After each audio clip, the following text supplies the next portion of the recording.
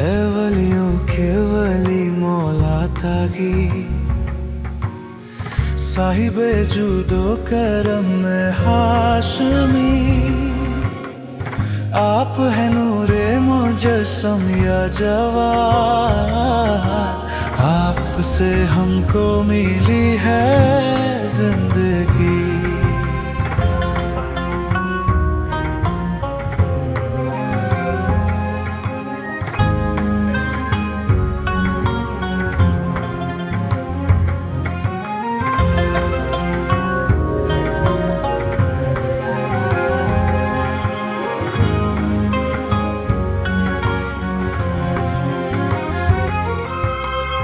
آپ ہیں یا زکریا کا حشم،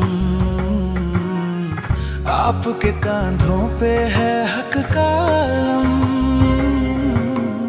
بچپنے میں علم یوں جاری ہوا،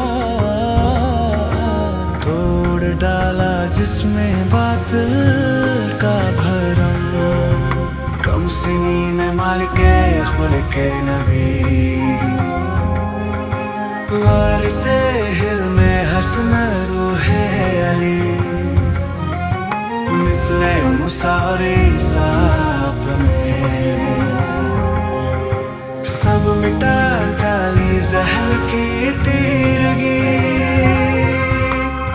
آپ کی ہے کنیت ابن رضا،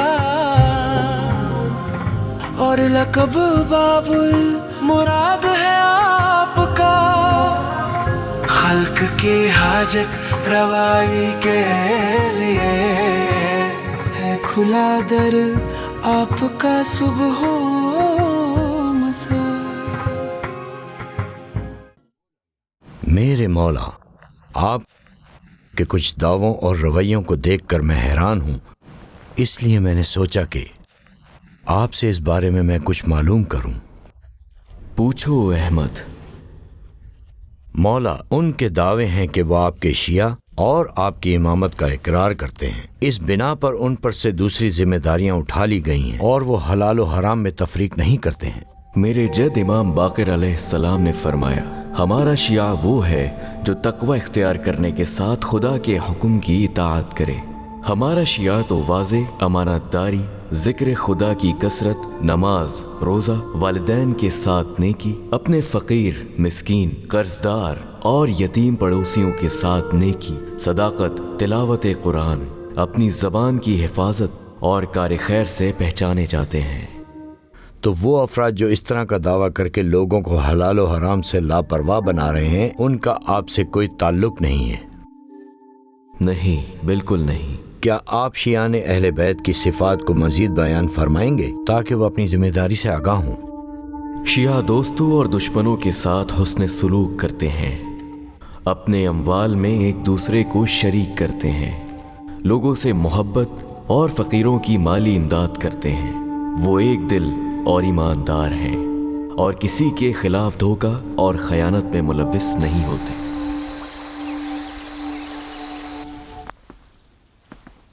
عبداللہ، تمہیں پتا ہے نا مجھے تم سے کتنا لگاؤ ہے۔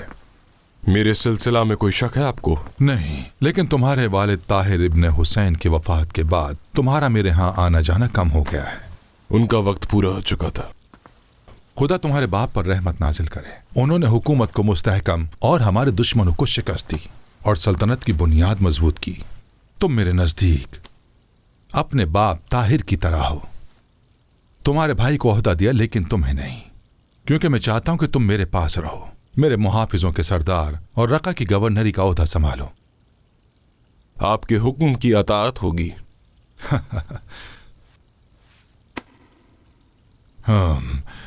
کہ تم نے دیبل سے نہیں کہا کہ اگر وہ میرے لیے اشعار کہے گا تو میں پہلے کی طرح اسے معاف کر دوں گا؟ کیا اس سے کہا تم نے؟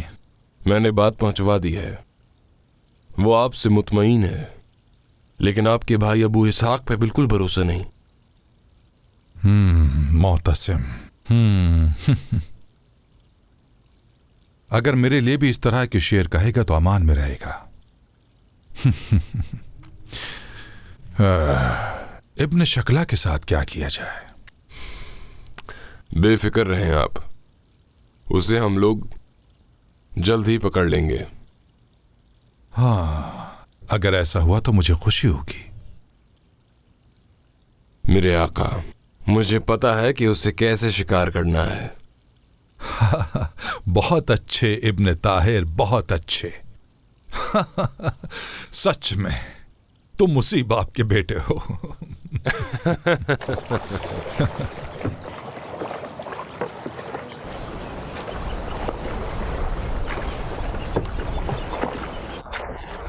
इस खूबसूरत मंजर को कैसा महसूस कर रहे हो अब्दुल्ला? मेरे आका, आपके वजूद ने इसके हुस्न को दोबाला कर दिया। जो कि तुम पर भरोसा है, इसलिए अपना मकसद बता रहा हूं तुम्हें। जाफर इब्ने दाऊद ने क़याम किया और मारा गया। बचा नसर बिन शबस और इब्राहिम इब्ने मेहदी। इन दोनों को भी मेरे रास्ते से हटा दो। नसर को शिकवा है कि क्यों ईरानियों को उन पर बरतरी दे दी, लिहाजा तुम मुझसे ज्यादा उसे रास्ते से हटाने में दिलचस्पी दिखाओ। इब्राहिम का तो तुम जानते। कुछ ऐसा करूंगा कि आप खुश हो जाएंगे मेरे हुजूर। दूसरी मुश्किल बाब खुर्रमदीन है। रोम माल और फौजियों के जरिए उसकी मदद कर रहा है। तुम्हारे बाप से कहा था कि उसे रास्ते से हटाने में मेरी मदद करे, लेकिन वो राजी ना हुआ। मेरे भाई, तुम्हारे साथ मिलकर उसे रास्ते से हटाना है, ताकि रोमियों के लिए दर्स इबरत हो। मेरा इरादा है कि बरसों बाद रोमियों के साथ एक सख्त जंग का आगाज करूं। मेरे आका, बाबक खुर्रमदीन के साथ जंग आसान नहीं होगी। हमें काफी अखराजात दरकार हैं, सैकड़ों कुर्बानियां देनी पड़ेंगी। शायद इसी वजह से मेरे बाबा इस जंग से राजी नहीं थे। वो सियासत के बदले भी मगलूब हो जाएगा। बाप की तरह हो।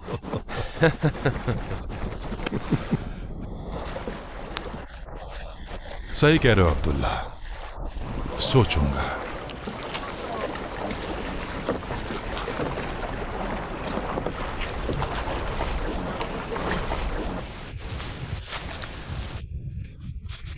अफसोस है तुम पर। देखो, आधा दिन हो गया और तुमने कुछ भी नहीं किया। तुम इतना परेशान क्यों रहती हो? एक गधा रख लेती तो क्या बात थी, कम से कम सामान लादने में मदद मिलती। गधा? जानते हो मैं बगदाद से नेजार क्यों आई हूँ? क्योंकि इब्ने शक्ला के जमाने में खालिद उल हर्ष ने मुझे पाने के लिए मेरे शौहर को कत्ल करवा दिया और मैं उस जालिम के चुंगल से फरार होकर यहाँ आ गई। अफसोस हो रहा है मुझे, लोग अपनी ख्वाहिशात पूरी करने के लिए दूसरों की जान क्यों ले लेते हैं? तुम्हें ऐसा क्यों लगता है कि अलवी बुरे लोग हैं और तुम मामून पे एतराज करते हो क्योंकि वो इन्हें मौका देता है? एक बात बताओ, क्या अलवी ही बनी अब्बास के असली हरीफ नहीं हैं? उनका गुनाह यह है कि वो बनी अब्बास के हरीफ हैं, और अगर अलवी क़याम करें तो बनी अब्बास लोगों के चैन और सुकून को आराम से छीन लेंगे। मैंने तो यही देखा है कि इन लोगों ने बनी अब्बास की बदमाशी, खूनरेजी और बेहयाई के खिलाफ क़याम किया है। अगरचे वो लोग कभी कामयाब नहीं हो सके, लेकिन हम अब नाउमीद हो गए हैं। और हाँ सुनो, मैं अब इस क़याम, इस लड़ाई, खूनरेजी और शिकस्त से थक चुकी हूँ। मैं अब इन परेशानियों और मुश्किलात को छोड़कर सिर्फ अपनी रोजी रोटी की फिक्र करती हूँ। यही काफ़ी है मेरे लिए। वैसे क्या तुम शादीशुदा हो? मुश्किल सवाल है ये। मेरे लिए इस वक्त अपनी जान की हिफाजत करना ही बहुत है। कदम कदम पर मेरी जान को खतरा है। डरता हूं कि तुम भी उसकी गिरफ्त में ना आ जाओ। क्या सोच रहे हो?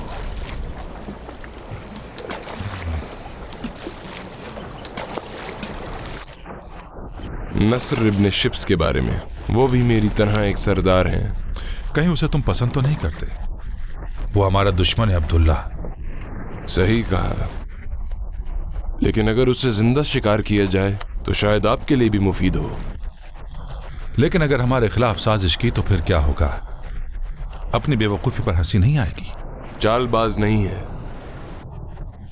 अच्छा, तो उसने हमारे खिलाफ बगावत क्यों की, जबकि मैंने उसके पास अपने अफराद भेजे जिसका मकसद ये था कि वो हमारी बैत तस्लीम कर ले? ए खलीफा मुस्लिमीन, नस्र खिलाफत का लालची नहीं है, मैं जानता हूं उसे, आपसे उसका इख्तिलाफ, लेकिन डर इस बात का है कि वो इब्राहिम से ना मिल जाए। मैं उन दोनों के दरमियान कैंची का काम करूंगा। अगर रोम पर हमला करने का इरादा है तो उसकी हिमायत पर एतमाद कर सकते हैं। अगर हमारे खिलाफ हो गया तो जमानत में क्या रखोगे अब्दुल्ला? कुछ नहीं, जिंदा रहा तो उसके कत्ल की मोहलत होगी, और अगर कत्ल हो गया तो फिर जिंदा नहीं होगा। लेकिन अगर उसे अरब सूरमा का अफसाना बनाएंगे तो काम और भी बिगड़ जाएगा। अभी उसकी खातिरदारी कीजिए, अगरचे हम अजमियों के लिए नुकसानदेह है, और अगर उसे कोई ओहदा देंगे तो मुआमला ठीक रहेगा और इसी में ही बेहतरी है। बखुदा तुम्हारी बात संजीदा है, लेकिन कब तक अब्दुल्ला? मुझे कुछ अखराजात की जरूरत है ताकि ज्यादा सिपाहियों को इकट्ठा करके मुनासिब वक्त देखकर उसको गिरफ्तार कर लूं। बाकी मेरी जिम्मेदारी। तुमको रक्का की गवर्नरी से हटाकर मिस्र का वाली बना दूं, क्या तुम्हारे लिए काफी होगा? उसको पहले ठिकाने लगा दूं मेरे आका। अगर इब्न शक्ला फरार हो गया या रूमियों की गिरफ्त में चला गया, या फिर मिल गया तो हमारा काम खराब हो जाएगा। लिहाजा जैसे भी करके उसे गिरफ्तार करो।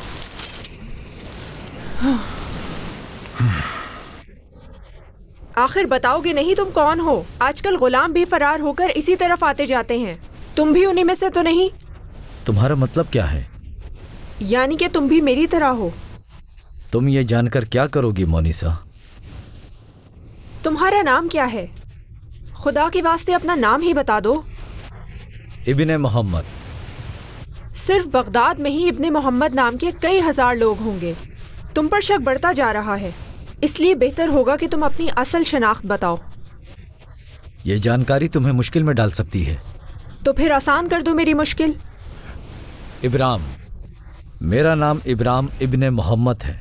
मेरी बात मान जाओ अब्राम, तुम्हें बेनकाब नहीं करूंगी। बहुत बोलती हो। गधा खरीदो और बोझ कम करो अपना। ये बताओ, गधा तुम्हारी तरह बोझ उठा पाएगा क्या?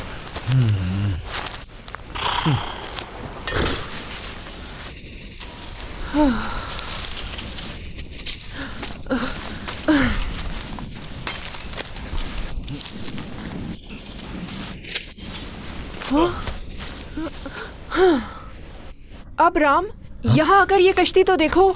इसे तो दुल्हन की तरह सजाया हुआ है। यहाँ तो देखूं जरा।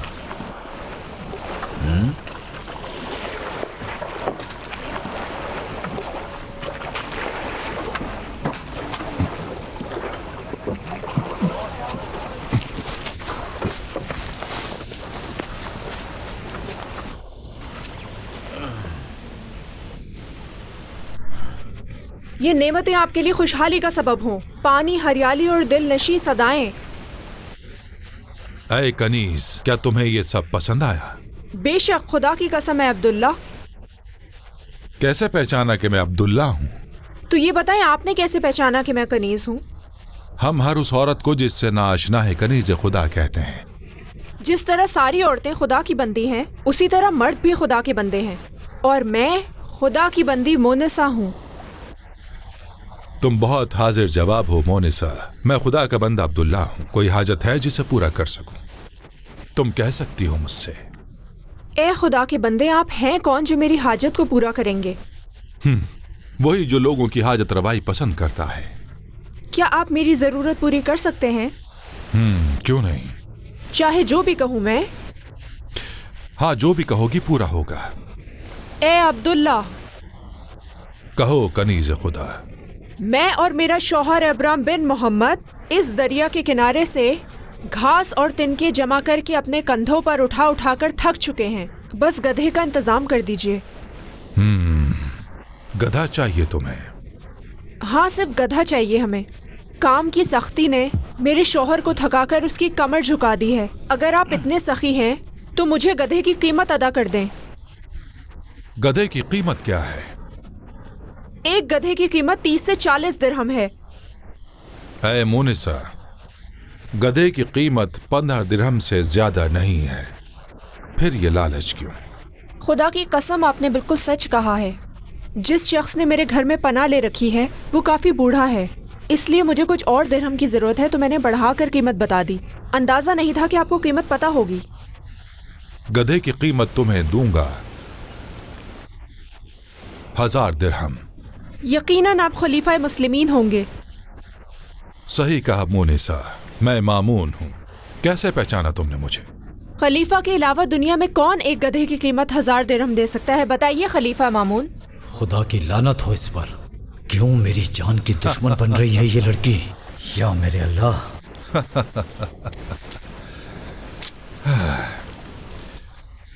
یہ 1000 درہم تمہارے گدھے کے لیے، یہ 1000 درہم تمہارے بیمار شوہر کے لیے، اور 1000 درہم تمہاری ذہانت و چالاکی کے لیے۔ بتاؤ کچھ اور چاہیے؟ کافی ہے یہ۔ خدا کی لعنت ہو اس پر جس نے آپ کو چھوڑ کر ابن شکلہ کی بیعت کی۔ یہ 1000 درہم تمہاری آخری بات کے لیے۔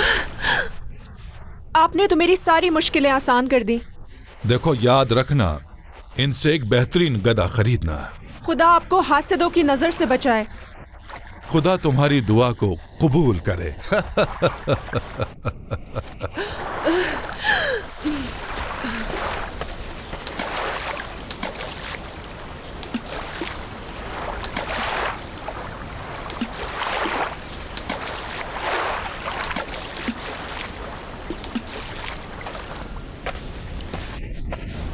ابرام، ابرام، کہاں چھپے بیٹھے ہو تم؟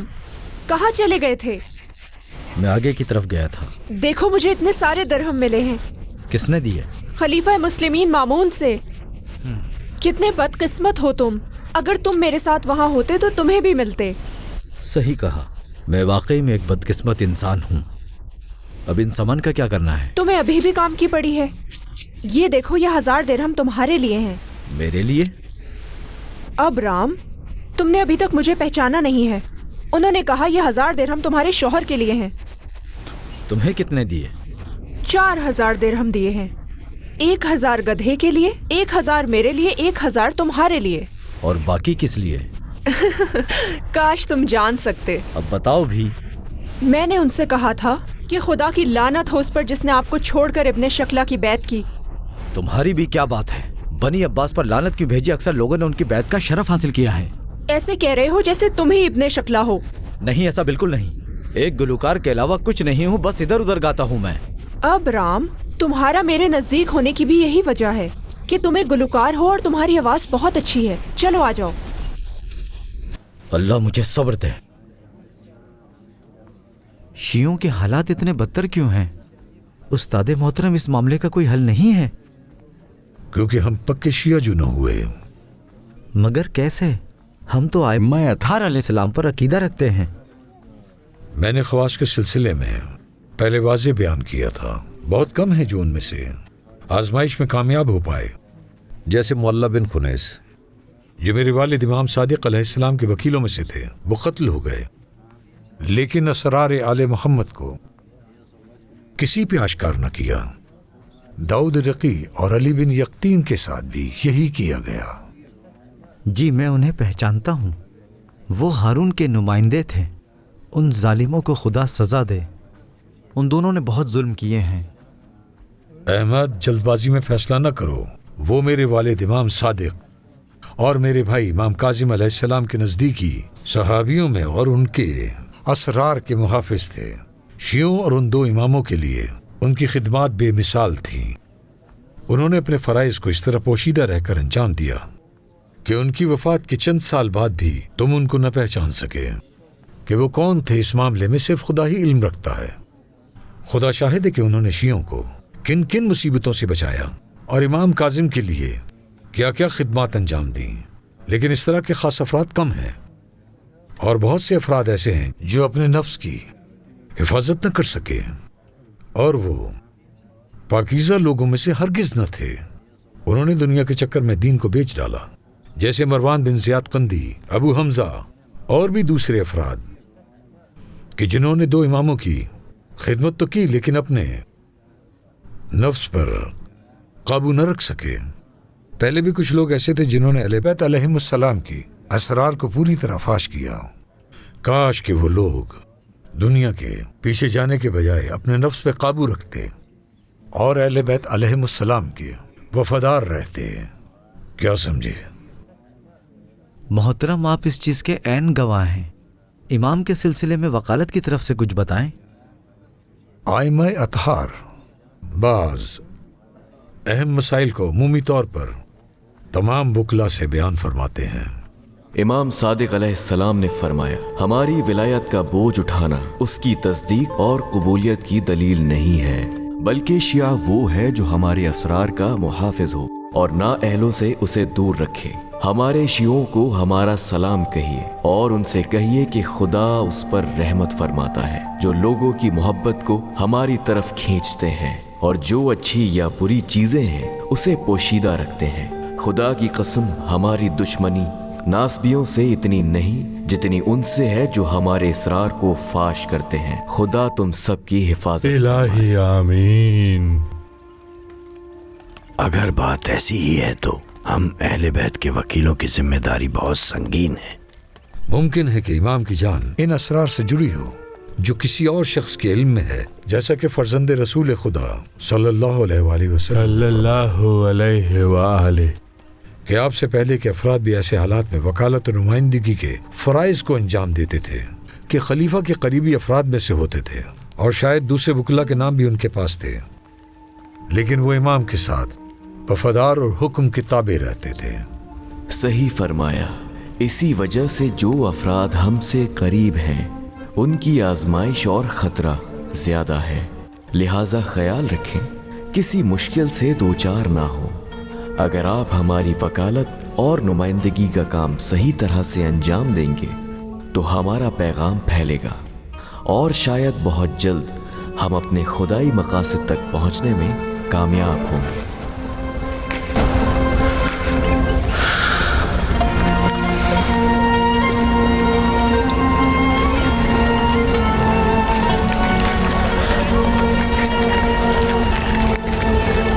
سرزمین فلسطین میں بیت المقدس میں ہمارے نمائندے کو خدا سلامت رکھے۔ اس نے ہمارے حکم کی اطاعت کی اور مطلوبہ ہدف کو پا لیا۔ وہ فلسطین سے ہی ہے میرے آقا؟ ہاں ابن مہزیار، اس خط میں امید بھری خبریں ہیں۔ اس نے بعض اموال کو کہ جن کے لیے ہم نے کہا تھا ہمارے لیے بھیج دیا ہے، اور ہم انہیں مستحقین تک پہنچا دیں گے انشاءاللہ۔ خداوند آپ سب کو ہماری ولایت پر ثابت قدم رکھے۔ الہی آمین۔ میرے مولا، عقائد کے مناظرہ میں ہم کیا کریں؟ اگر مہارت نہیں ہے تو مناظرہ نہ کیجیے۔ کچھ افراد آپ کی امامت کے سلسلے میں شک کرتے ہیں اور دوسروں کی باتوں میں آ کر قرآن کے نازل ہونے میں اور اس کے نزول کی کیفیت میں شک و تردید کا شکار ہیں۔ وہ لوگوں کو باطل کی طرف دعوت دیتے ہیں اور ظالم حکمرانوں کی حمایت کرتے ہیں، وہ بھی دلیل کے ساتھ میرے مولا۔ کیا آپ بھی شک میں مبتلا ہیں؟ خدا کی پناہ ہے میرے مولا، میں کبھی شک میں مبتلا نہیں ہوا ہوں، لیکن ڈر رہا ہوں کہ کہیں لوگ ان کے باطل نظریات کا شکار ہو جائیں۔ شیطان تو وسوسے کرتا ہے۔ ان کے ساتھ بہترین طریقے سے گفتگو کیجیے، اس کے علاوہ کوئی بھی طریقہ صحیح نہیں ہے۔ اس کے لیے بھی علم کا ہونا لازمی ہے، ورنہ اس کا نقصان کہیں زیادہ ہے۔ حضرت ابراہیم کی طرح گفتگو کیجیے، جس طرح انہوں نے ستارہ پرستوں، چاند پرستوں، بت پرستوں، سورج پرستوں کے ساتھ کیا، اور امام جعفر صادق علیہ السلام کے شاگردوں کی طرح کہ ہر ایک کا اپنا طریقہ تھا۔ کبھی کبھی تو وہ باطل کو باطل سے جواب دے کر زیر کرتے، اور کبھی عقل اور دلیل سے، اور کبھی ہماری حدیثوں سے کہ یہی بہترین طریقہ ہے۔ شکر ہے یا رب، تیرا شکر ہے پروردگارا۔ اگر گفتگو اور مناظرے میں کامیابی چاہتے ہو تو ہمارے جد کے وہ بیانات جو مختلف افراد سے جیسے شامی اور مصری شخص کے ساتھ کیے ہیں ان کی طرف رجوع کرو۔ یہ سب اہل بیت علیہم السلام کے بعض اسرار ہیں۔ مجھے معلوم ہے وہ بھی آپ کے خاندان میں سے ہی ہیں۔ میرے والد امام جعفر صادق علیہ السلام نے فرمایا ہماری حدیثیں سخت اور مشکل ہیں سوائے نبی مرسل، فرشتہ مقرب اور وہ مومن کہ جس کے دل کو خدا نے نور ایمان سے منور کیا ہے، کوئی بھی انہیں ہضم نہیں کر سکتا، یعنی ہر کاندھا اس بارے گرہ کو اٹھا نہیں سکتا۔ میں صرف ایک واقعہ بیان کرتا ہوں۔ یونس ابن عبد الرحمن کو جانتے ہی ہوگے، وہ ہر ایک کی نگاہ میں محترم ہے، اور وہ امام جواد علیہ السلام، ان سے پہلے امام رضا علیہ السلام کے بہت قریبی افراد میں سے تھے۔ ایک دن امام رضا علیہ السلام کے پاس بیٹھے تھے کہ بصرہ سے کچھ افراد امام کے پاس آئے۔ امام نے یونس کو ایک پردے کے پیچھے جانے کو کہا اور کسی بھی طرح کے رد عمل سے اسے منع فرمایا۔ وہ لوگ امام کے پاس آئے اور یونس پر مختلف تہمتیں لگانا شروع کر دی۔ امام سر جھکائے ان سب کی تمام باتوں کو سن رہے تھے۔ سب کے جانے کے بعد امام نے انہیں پردے کے پیچھے سے باہر آنے کو کہا۔ یونس باہر آئے، ان کی آنکھوں میں آنسو تھے اور وہ رو رہے تھے۔ امام رضا علیہ السلام نے فرمایا جو کچھ انہوں نے تمہارے بارے میں کہا اس کی پرواہ بالکل بھی نہ کرو، کیونکہ تمہارا امام تم سے راضی ہے۔ دیکھو ایک صاحب اسرار کن کن چیزوں کو برداشت کرتا ہے۔ صاحب اسرار تحمل اور بردباری کی ایک اعلیٰ مثال ہوتا ہے، نہ انہیں حزن ہوتا ہے نہ ملال ہوتا ہے، تحمل سے وہ سب برداشت کر جاتے ہیں۔ استاد میری گزارش ہے وکالت کی ذمہ داریوں کو مزید بیان کریں۔ ہمارے ائمہ اپنے وکیلوں کے ساتھ بیٹھتے اور ان کے سوالوں کی جواب دے کر ان کی مشکل حل کرتے۔ میرے آقا، شہر اہل بیت یعنی شہر قم میں جو آپ کے وکیل زکریا ابن آدم ہیں، ان کے سلسلے میں سوال کرنا چاہتا ہوں۔ پوچھو ریان۔ گویا انہوں نے مالیات بھیجنے میں پہلے ٹال مٹول کی ہے اور بعض احادیث کی سند میں بھی ان کا نام ہے۔ یہ سب باتیں مجھے بے چین کر رہی ہیں۔ آپ کا ان کے بارے میں کیا خیال ہے؟ میرے مولا، کیا وہ آپ کی نظر میں قابل قبول ہیں؟ انہوں نے قم میں اپنی وفات کے وقت اپنے بعد حسن ابن محمد کو اپنا وکیل بنایا ہے۔ کیا قم کے شیعہ ان کی طرف رجوع کر سکتے ہیں؟ خدا ان پر رحمت کرے۔ آپ کی مراد کیا ہے؟ خدا کی رحمت ہو ان پر۔ کیا آپ کے بھیجے ہوئے 2 افراد سے ان کے قابل اعتماد ہونے پر سوال نہیں اٹھے گا میرے مولا؟ خدا کی رحمت اور سلامتی ہو ان پر۔ جس دن وہ دنیا میں آئے اور جب وہ دنیا سے جائیں گے اور جس دن وہ دوبارہ زندہ کیے جائیں گے، وہ دنیا سے اس حالت میں گئے کہ ان کا ایمان ثابت تھا اور انہوں نے کبھی بھی عہد شکنی نہیں کی، لیکن انہوں نے جس شخص کے لیے وصیت کی ہم انہیں آپ سے بہتر جانتے ہیں۔ زکریا نے اس سلسلے میں کوئی غلطی نہیں کی ہے، وہ ہماری طرف سے تائید شدہ ہیں۔ خدا کا شکر ہے کہ ان کا انجام اچھا ہوا۔ خدا ہمیں اور انہیں آپ کے ساتھ محشور فرمائے۔ میرے مولا، کہو اے علی۔ ایک بار پھر آپ سے درخواست کروں گا، اہواز میں خدمت سے مجھے معاف فرمائیں۔ آپ سے دوری میرے لیے واقعی بہت سخت ہے، میں یہیں رہنا چاہتا ہوں۔ خدا جنت الفردوس میں اعلیٰ مقام عطا کرے انشاءاللہ۔ البتہ یہ میری ذاتی گزارش ہے میرے مولا، آپ جو کہیں گے میں اس پر راضی ہوں۔ اے علی، اہواز جائیے، وہاں آپ کے لیے دنیا و آخرت کی بہترین جگہ ہے۔ اہواز اور بصرہ کے اطراف کے لوگوں کو آپ کی ضرورت ہے۔ انہوں نے ہمدان کے وکلاء کی مشکلات بھی دور کر دی ہے، اور ہمارے شیعوں سے کہنا کہ خمس ان اموال اور نفس کے پاک ہونے کی غرض سے ان پر واجب ہوا ہے۔ سر آنکھوں پر میرے مولا۔ سوال پوچھنا تھا مولا، پوچھو عبدالعظیم۔ اس قول کے بارے میں جس میں خدا نے فرمایا بسم اللہ الرحمن الرحیم، اور وہ چیز جو غیر خدا کے نام پر ذبح کی گئی ہو۔ صدق اللہ العلی العظیم۔ اے عبدالعظیم، غیر خدا کے نام پر جو چیزیں ذبح کی جاتی ہیں ان سے مراد وہ حیوانات ہیں جو کسی بت یا درخت یا اسی طرح کسی اور چیز کے لیے ذبح کیے گئے ہوں کہ جسے خدا نے حرام قرار دیا ہے، جس طرح مردار، خون اور سور کے گوشت کو حرام کیا ہے، لہٰذا اگر کوئی مجبوری کی حالت میں مردار کھائے تو اس پر کوئی گناہ نہیں ہوگا۔ فرزند رسول صلی اللہ علیہ وآلہ وسلم، خدا کا اس سے کیا ارادہ ہے کہ جیسے وہ فرماتا ہے بسم اللہ الرحمن الرحیم، اور جو لوگ ان میں سے باغی اور نافرمان نہ ہوں۔ نافرمان سے مراد چور ہے اور باغی سے مراد وہ شکاری ہے جو تفریح اور گناہ کے لیے شکار کرے، وہ اسے اپنے گھر والوں کے لیے نہیں لے جا سکتا۔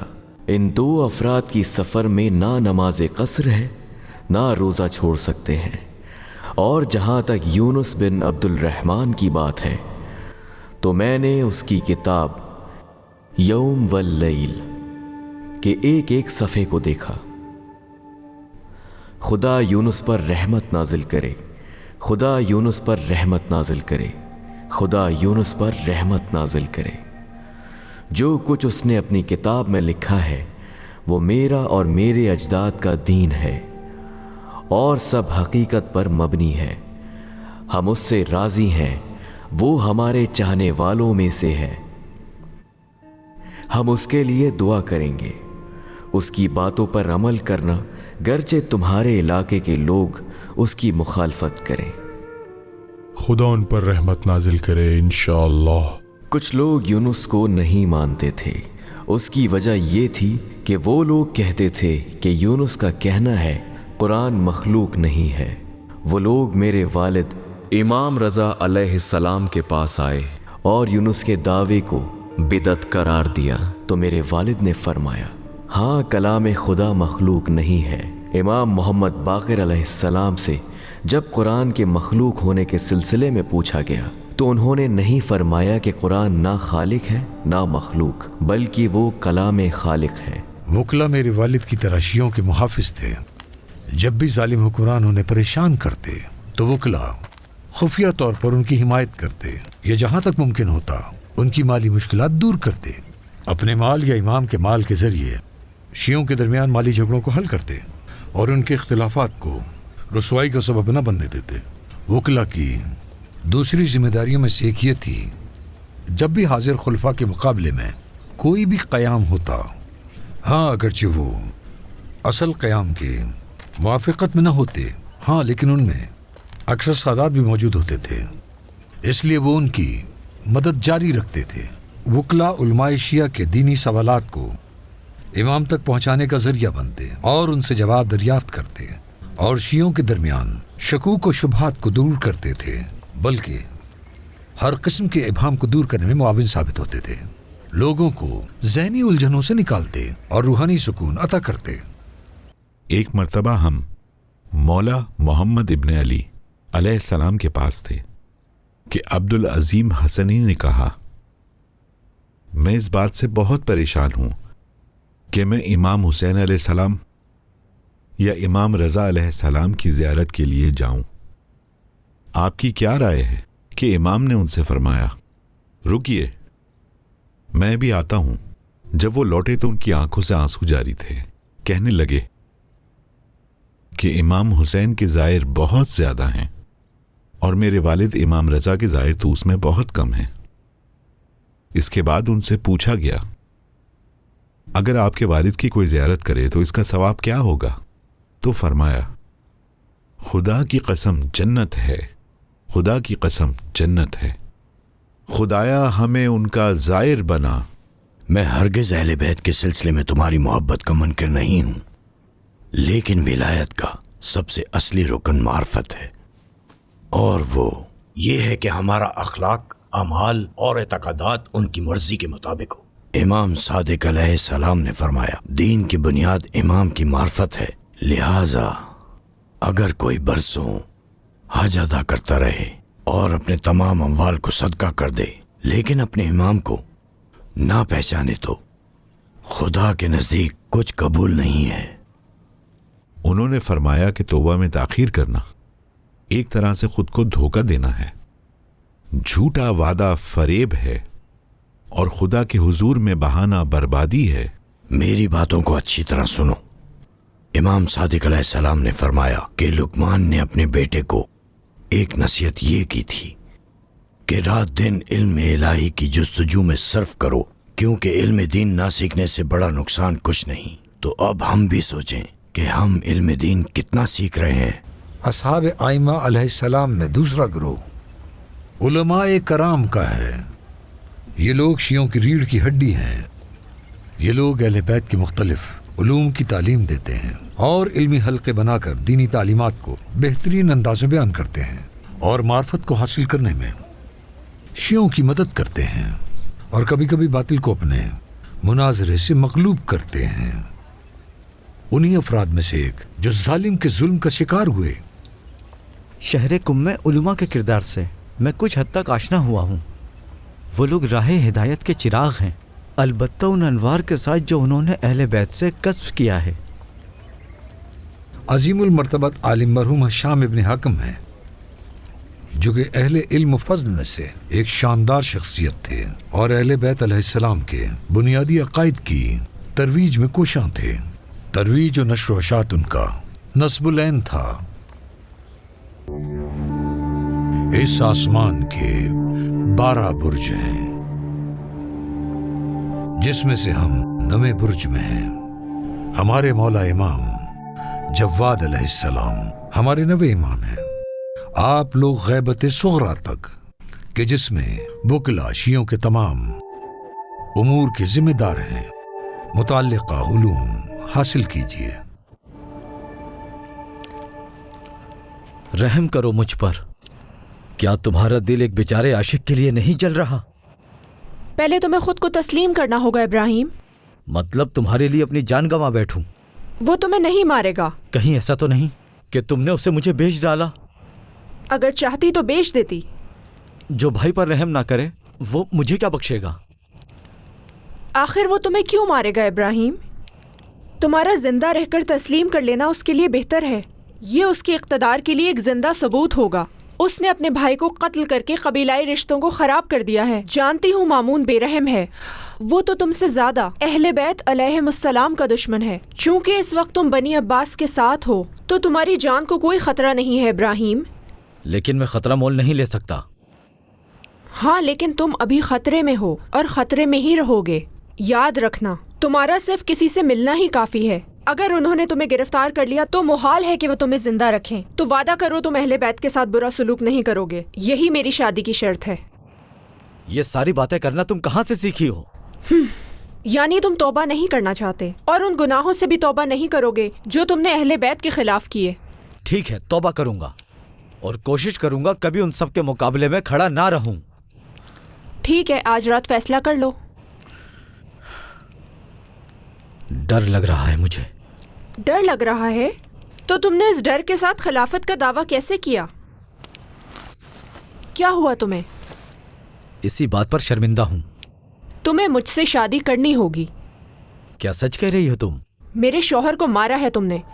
मेरे पास तुम्हारी इन बातों का कोई जवाब नहीं है। सो रहा हूं मैं। ए बुज़दिल, मुझे ही खुद कुछ करना पड़ेगा।